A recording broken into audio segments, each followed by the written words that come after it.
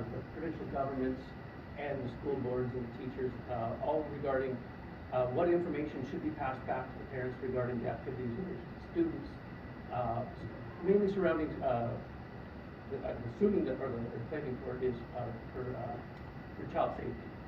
So my question for the three of you is, because at the school board level you are involved in some of the decision making, what's your opinion on what information should and shouldn't be shared with parents, and when should it be shared?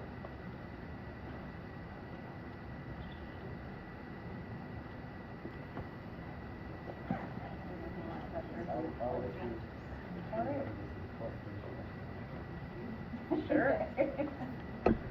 I believe that as much as possible should be shared with parents, as long as it's in the safety interests of the child, and the child is the best determiner of their own safety. If a child comes to me with sensitive information and asks me not to share it because they have a valid safety concern, then I need to be the adult and make sure that child is safe. However, if it's something like, I don't know, I can't think of a great example, let's say they failed a test. That's the kind of thing that a school would regularly be communicating about anyway. In the cases of other issues that may be more sensitive, most of the time people kind of have a sense anyway, and if they don't, then maybe there's a good reason for it. I do understand that there is a law in place that we currently have to follow.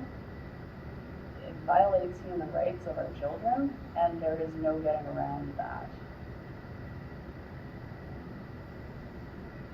Anyone else? So I work in an educational environment. This comes up frequently, especially with international students who come here younger than 16. So privacy is always our first vetting when we're thinking about what information are we dealing with, what decisions do we have to make with that information, and what's being asked of us. So if it's ever a question of safety, I mean, there are protocols with everything. And I think regardless of what legislation comes in, like it didn't really change what was already happening. I think it's safe to say that there was a lot of responsible behavior around the protection of students and safety and privacy.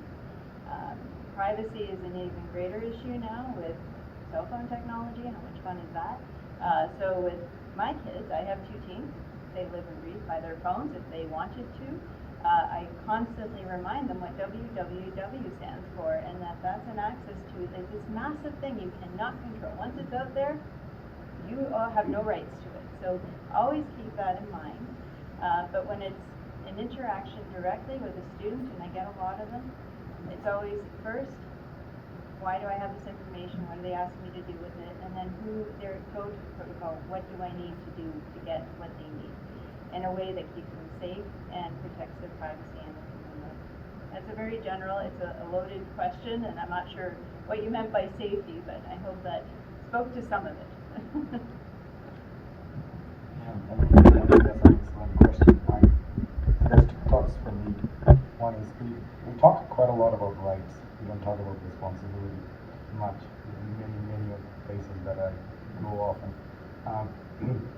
We cannot pass the responsibility to the child. The responsibility is going to be with the parent or the school.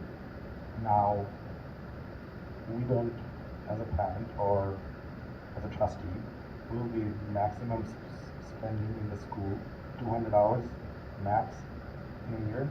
Is the school folks, the EAs, teachers, they spend 2,200 hours to 2,400 hours in the school system, right? So we have to have certain trust from them. That's my thinking on that front. The second part is, as my colleague was mentioning, if a child comes and tells you that there is a concern, you need to address it at least at their level. So those are the two things that I could think about responsibility-wise. Now, as adults, the teachers and the parents, we need to come to a negotiation what should be that we are conveying. And it could be, some folks might like certain communication, some folks might not. There should be that freedom. Again, I really feel privileged to be calling myself Canadian. Again, the reason is We live in a free country. We live in a democratic process. You can ask me questions. I can answer you. If I don't know an answer, I can say I don't know, or you can criticize me. There are parts of the world we can do that, right?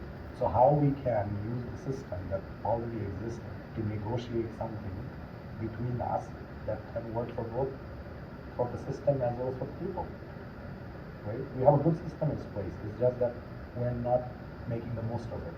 That's what I think. Yeah.